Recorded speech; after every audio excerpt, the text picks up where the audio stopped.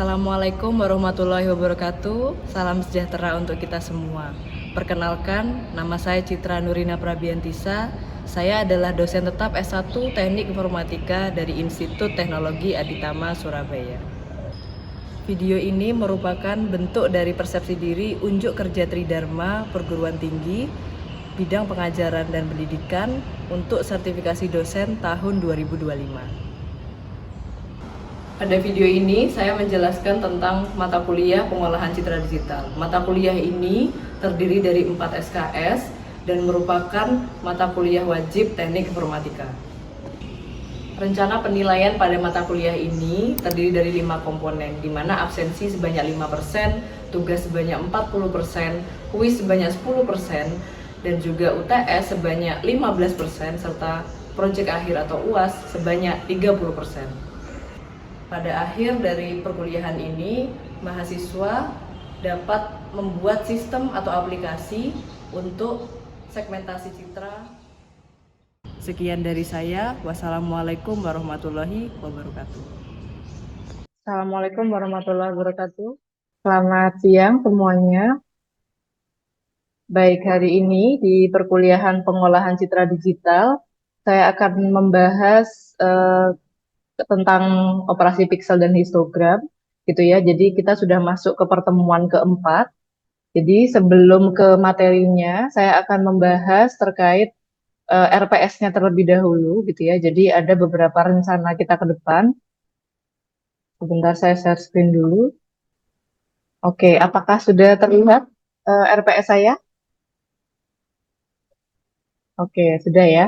Baik, jadi RPS kita, jadi di rencana pembelajaran semester ini gitu ya, di mana kita ada 16 pertemuan seperti biasa, di mana ada beberapa bahan kajian yang nanti akan kita pelajari, di mana di minggu pertama kemarin kan kita sudah melaksanakan atau kita sudah belajar tentang pengantar pengolahan dasar citra, kemudian di minggu kedua dan ketiga kita sudah ada pengolahan dasar citra gitu ya. Kemudian minggu keempat, jadi minggu keempat hari ini yaitu operasi pixel dan histogram. Kemudian minggu keenam dan ketujuh adalah operasi ketetanggaan pixel. Kemudian setelah itu kita menempuh ujian tengah semester. Kemudian di minggu ke-9 dan ke-10 kita materinya adalah operasi geometrik, dan minggu ke-11 dan ke-12 adalah operasi pixel citra biner.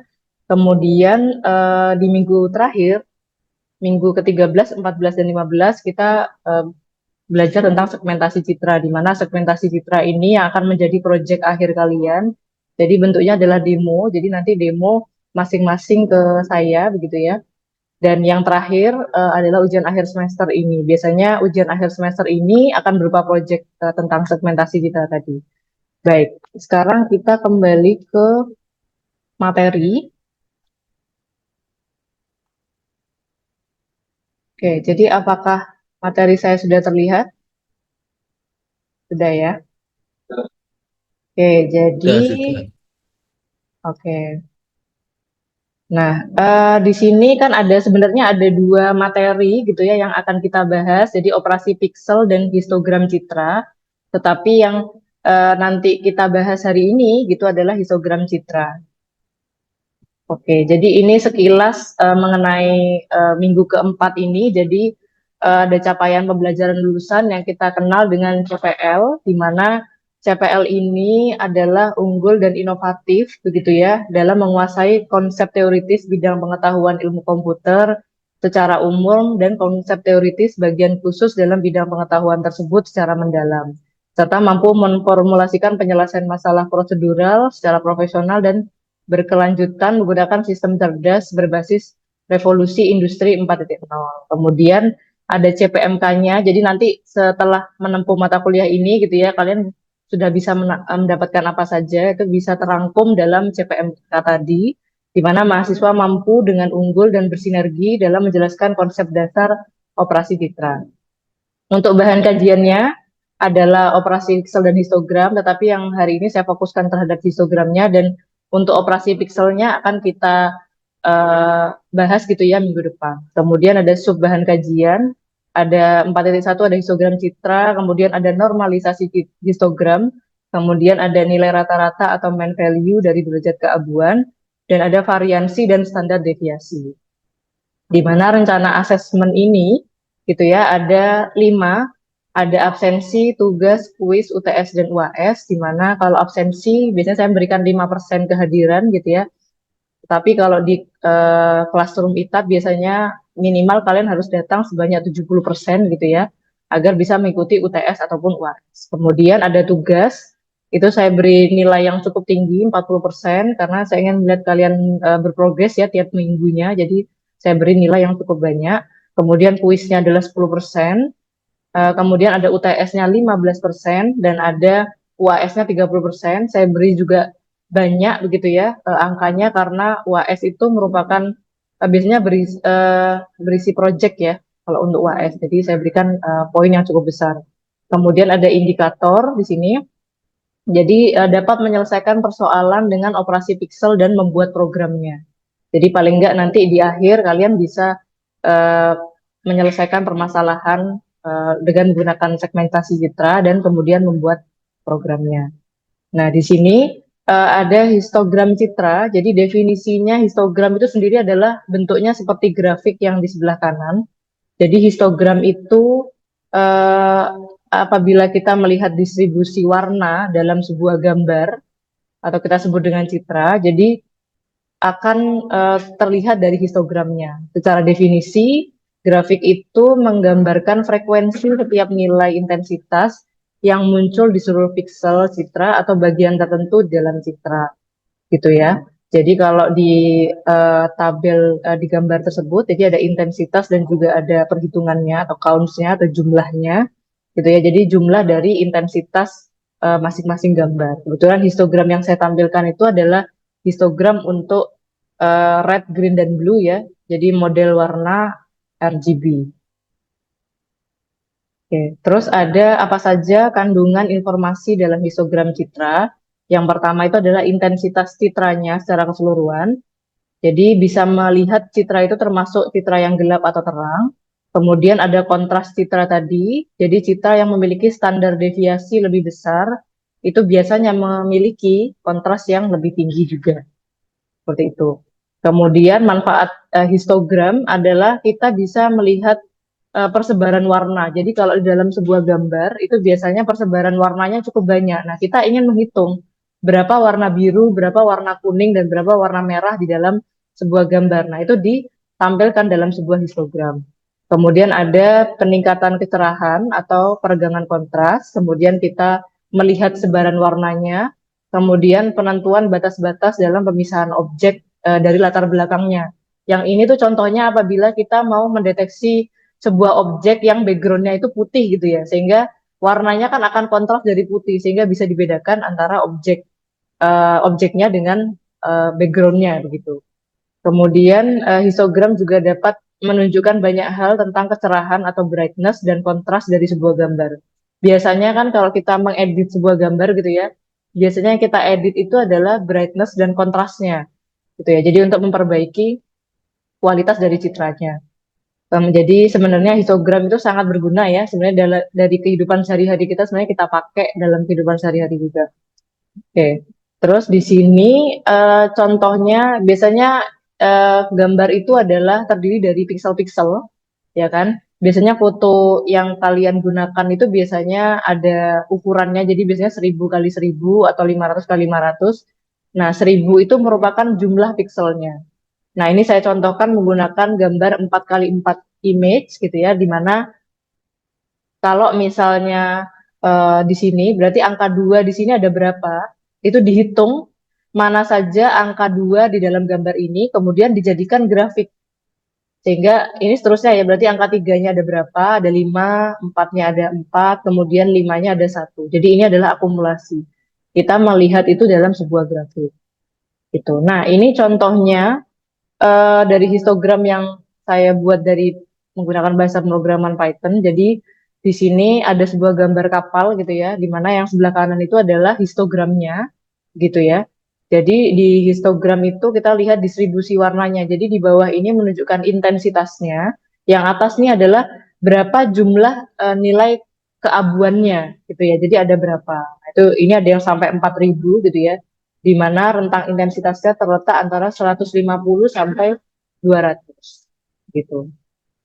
Terus untuk citra berwarna dengan komponen R, G dan B histogram ya. Jadi histogramnya yang grayscale gitu yang tadi begitu ya dengan histogram yang RGB ini agak berbeda. Kenapa?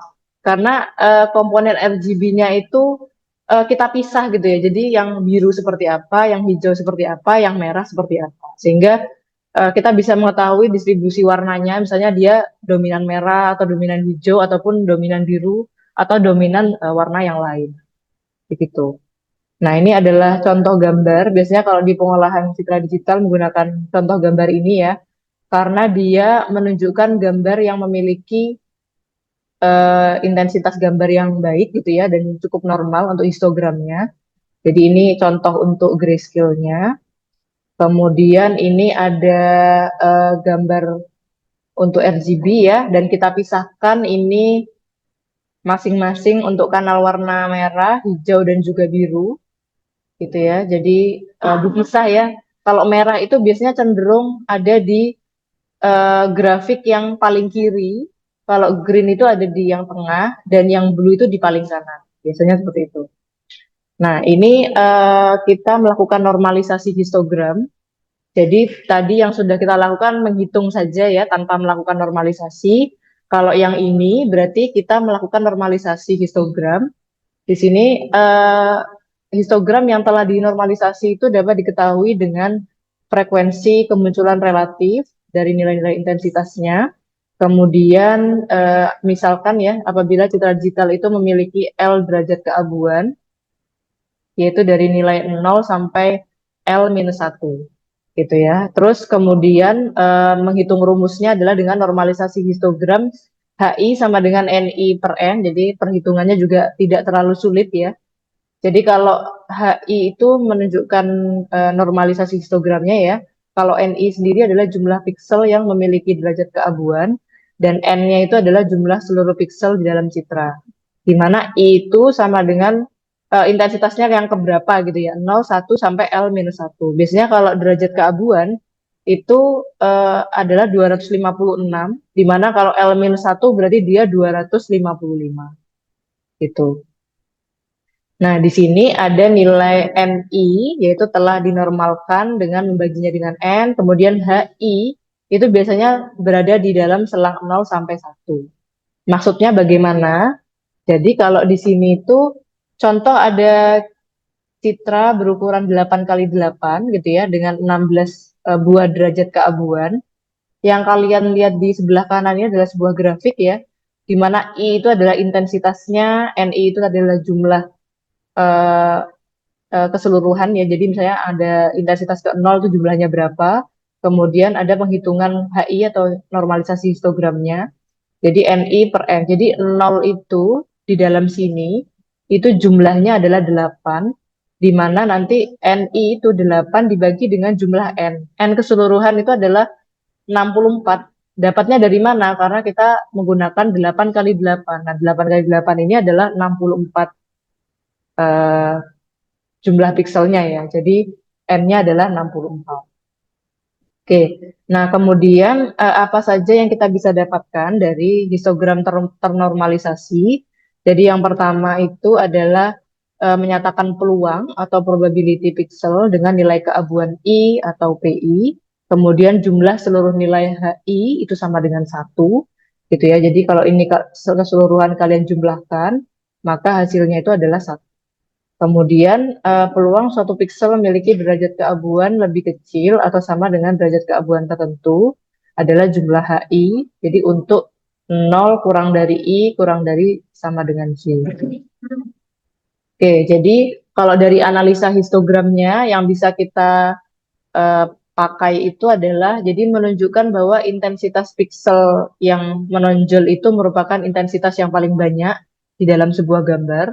Kemudian lebar dari puncak itu menunjukkan rentang kontras dari gambar. Kemudian citra yang mempunyai kontras terlalu terang atau overexpose atau terlalu gelap atau disebut dengan underexpose itu memiliki histogram yang cukup sempit gitu ya. Jadi kita hanya menggunakan setengah dari daerah derajat keabuan. Kemudian citra yang baik itu memiliki histogram yang mengisi daerah derajat keabuan itu secara. Oke, jadi kalau ini adalah gambar dari keterangan gambar dari masing-masing citra. Jadi kalau citra underexpose itu berarti dia gelap ya, maka grafiknya itu seperti yang ada di gambar A tadi. Kemudian kalau citra overexpose berarti dia terlalu terang gambarnya, maka grafiknya akan ada di B. Kemudian yang C itu adalah citra normal berarti di tengah ya posisinya, maka dia memiliki normal brightness juga. Kemudian yang ke D itu adalah normal brightness dan juga high contrast. Terus ini contoh dari keempat gambar tadi. Kalau citra gelap maka akan ada di gambar nomor satu ini. Kemudian grafik histogramnya ada di sebelah kanannya. Kemudian kalau yang ini berarti citra yang terang atau disebut dengan overexpose. Kalau yang ini adalah citra kontras rendah atau low contrast dengan histogram seperti ini dan juga citra kontras tinggi atau high contrast. Jadi kontras tadi itu menyatakan sebaran terang atau lightness dan darkness atau gelap di dalam sebuah citra. Oke, jadi ini anu ya, penggambaran yang lebih jelas. Jadi kalau citra gelap maka dia akan menumpuk di sisi histogram sebelah kiri. Kemudian sisi terangnya itu akan ada di sebelah kanan ya, kebanyakan. Kemudian kalau histogramnya sempit terus terpusat di pertengahan nilai-nilai grayscale ini adalah citra dengan kontras rendah.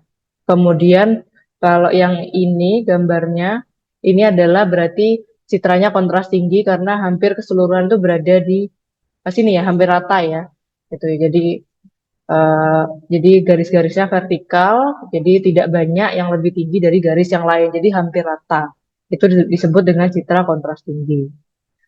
Nah, ini kalau kita buat ya dengan aplikasi, maka nantinya citra ini yang terlalu gelap, maka seperti ini di sebelah kiri, citra yang terlalu terang akan ada di sebelah kanan, dan citra yang normal dengan kontras yang bagus, maka akan ada di tengah seperti ini. Jadi menunjukkan bahwa ini normal. Oke. Nah, kemudian ada contoh lain di sini. Jadi kalau yang gelap sekali seperti ini karena ada warnanya hanya di sebelah sini ya. Ada putih di sebelah sini, maka dia akan dominan ada di sebelah kiri grafiknya. Kemudian yang gambar ini berarti histogramnya ada di sebelah kanan. Jadi analisa ini gitu ya bisa dilihat gelap dan terangnya bukan hanya visualisasi tapi dalam bentuk grafik juga. Oke, terus di sini ada penentuan nilai rata-rata atau mean value dari derajat keabuan, di mana kalau kita ingin menentukan rata-rata dari derajat keabuan itu bisa dengan rumus U sama dengan jumlah K, di mana K kali H, di mana nilai rata-rata itu menunjukkan rata-rata nilai keabuan dari keseluruhan pixel di dalam citra. Gitu ya. Jadi kalau misalnya di grafik ini berarti satu gitu ya, ini ada tiga ya. Maka urutannya dari satu kemudian kali 0,3 ya. Satu ini adalah grafik yang tinggi ini yang pertama, kemudian dikalikan 0,3. Kemudian yang kedua ini berarti dia ada di level 0,1, maka dikalikan 0,1. Begitu seterusnya sampai 6 yang terakhir ini dikalikan 0,1, maka hasilnya adalah 2,6. Maka dia akan nanti garis rata-ratanya ini ada di tengah-tengah dari histogramnya. Berarti 2,6 gitu ya. Anggapannya di sini nanti adalah nilai rata-rata atau mean value dari derajat keabuannya. Nah, setelah ada rata-rata, itu juga ada varian dan standar deviasi. Jadi menggunakan ilmu statistika ya dalam pengolahan citra digital. Di sini memberikan variansi itu memberikan ukuran distribusi nilai histogram di sekitar nilai rata-rata, di mana V itu sama dengan jumlah K dalam kurung K minus U pangkat 2 HK, maka akan seperti ini gambarnya, dia ada pertengahan seperti ini. Oke. Kemudian standar deviasi ini adalah nilai pada sumbu nilai keabuan, di mana D ini adalah akar dari varian, maka nilai rata-ratanya akan ada di sini. Jadi D1 lebih besar daripada D2. Oke, kemudian ada variansi dan standar deviasi dari histogram citra itu memberikan informasi tentang rata-rata kontras citra. Kemudian, jadi semakin tinggi nilai variannya atau semakin tinggi standar deviasinya, maka tinggi kontras citranya akan semakin tinggi juga. Oke, jadi ini contoh ya, citra normal dan citra versi yang lumayan blur ya. Kalau yang kiri berarti dia rata-rata U-nya dan D-nya adalah standar deviasinya, kemudian U 0,71, D-nya adalah 0,27. Oke, jadi mungkin nanti ada pertanyaan, tapi saya mau menjelaskan tentang tugas pertemuan keempat dulu. Jadi di sini ada tugas mengenai citra grayscale ya. Jadi saya punya image ukuran 5 kali 5 pixel dengan nilai intensitas sebagai berikut. Jadi buat secara manual frekuensi kemunculan setiap nilai pixel, kemudian buatlah histogram dari citra tersebut berupa tabel dengan kolom nilai intensitas dan frekuensi. Kemudian tugas ini nanti jangan lupa dikumpulkan di classroom .ita.ac.id. Oke, mungkin itu saja dari saya. Mungkin ada pertanyaan sebelum saya tutup terkait perkuliahan hari ini.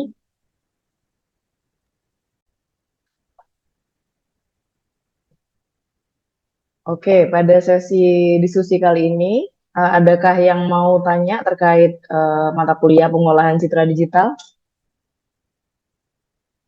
Mungkin bisa open Izin mic bertanya, dulu. Oke, izin Oke, bertanya. siapa ini? Mada ya? Iya.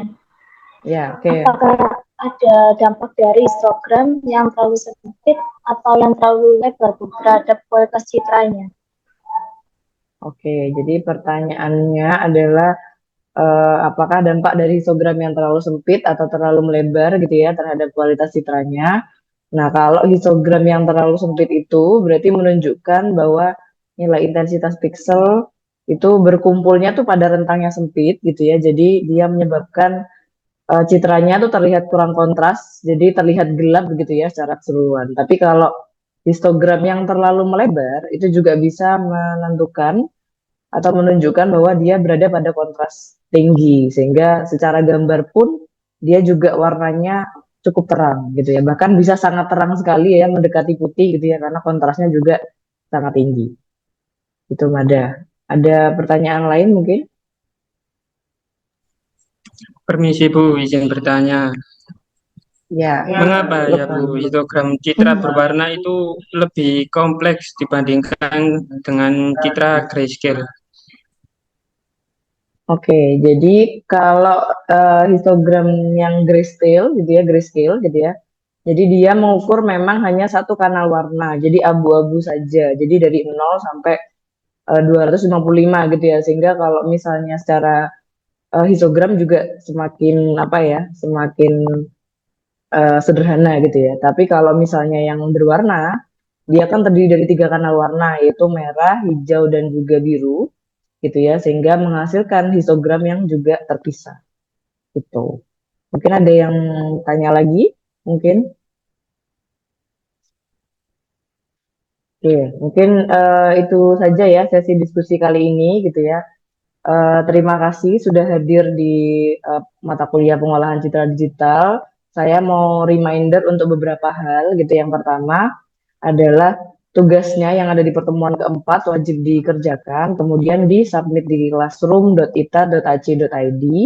Kemudian jangan lupa melakukan absensi setiap minggunya gitu ya dari pertemuan 1 hingga pertemuan keempat kali ini. Dan itu juga bisa diakses di classroom.ita.ac.id. Oke, terima kasih untuk yang hadir secara online hari ini. Saya akhiri pertemuan keempat kali ini. Wassalamualaikum warahmatullahi wabarakatuh. Waalaikumsalam warahmatullahi wabarakatuh. Terima kasih sudah menonton video pembelajaran pengolahan citra digital.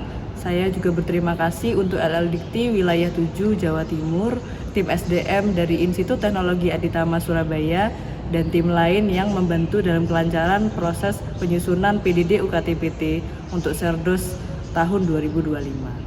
Sekian dari saya. Wassalamualaikum warahmatullahi wabarakatuh.